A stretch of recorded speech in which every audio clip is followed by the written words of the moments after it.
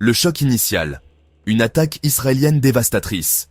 Le 12 juin 2025, Israël lance une série de frappes aériennes coordonnées contre des cibles iraniennes. Plus de 330 bombes sont larguées dans 4 vagues successives. Objectif affiché, paralyser le programme nucléaire iranien.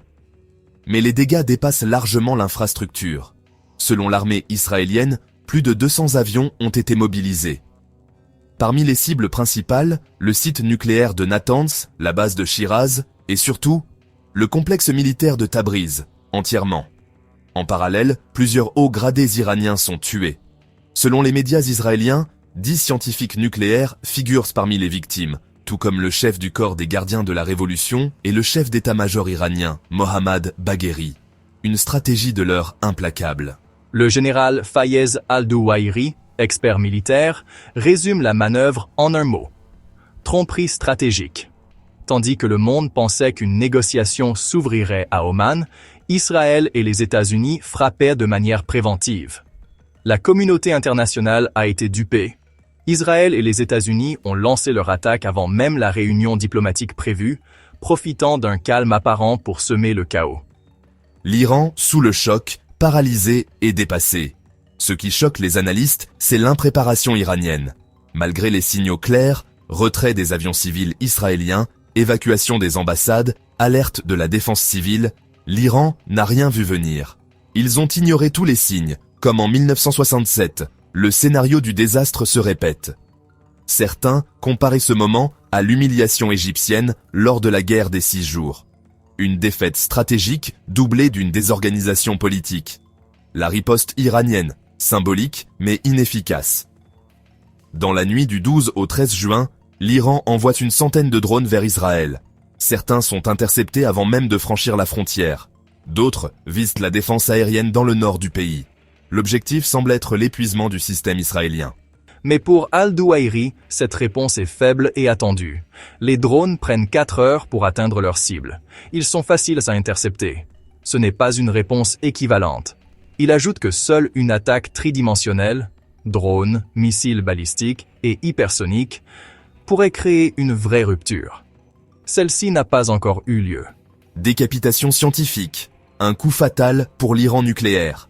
Plus grave encore que les pertes militaires, la mort confirmée de plusieurs scientifiques nucléaires. Des profils uniques, formés sur des décennies.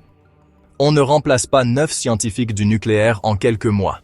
Ces pertes sont comparables à la perte d'un cerveau national. Chapitre 6, l'effet Netanyahou, de zéro à héros. Ironie du sort, cette attaque relance la popularité de Benjamin Netanyahou. Décrit il y a peu comme affaibli politiquement, il est aujourd'hui vu comme le sauveur d'Israël. Il a consolidé son pouvoir, renforcé son image.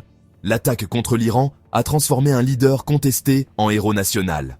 Un silence arabe, aux échos de 1967. En toile de fond, un constat amer. Où sont les Arabes?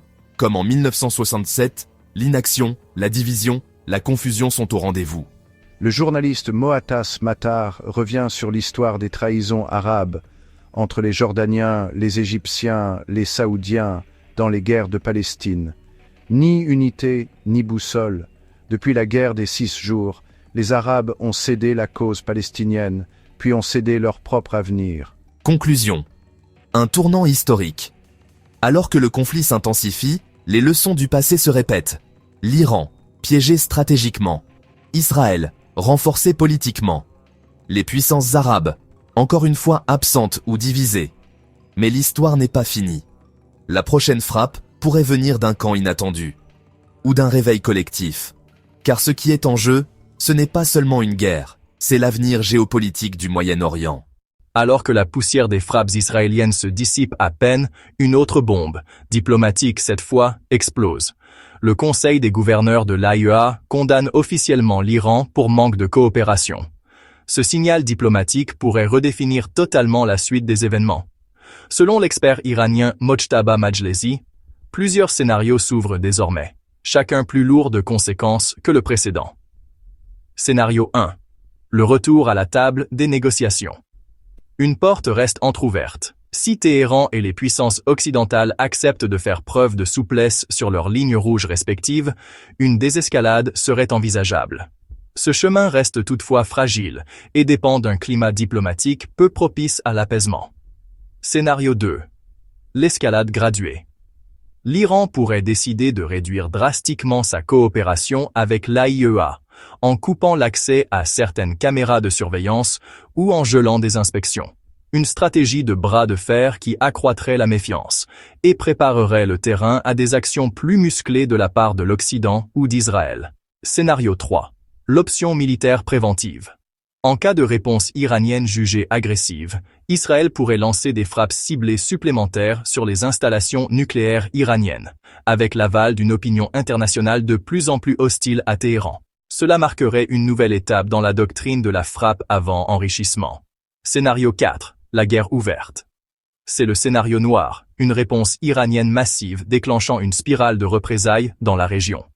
Du Golfe à la Méditerranée, en passant par l'Irak, la Syrie ou le Liban, le conflit pourrait devenir régional, voire mondialement polarisé, selon l'implication américaine ou russe. Abonne-toi et active la cloche pour ne pas rater l'analyse de la riposte iranienne.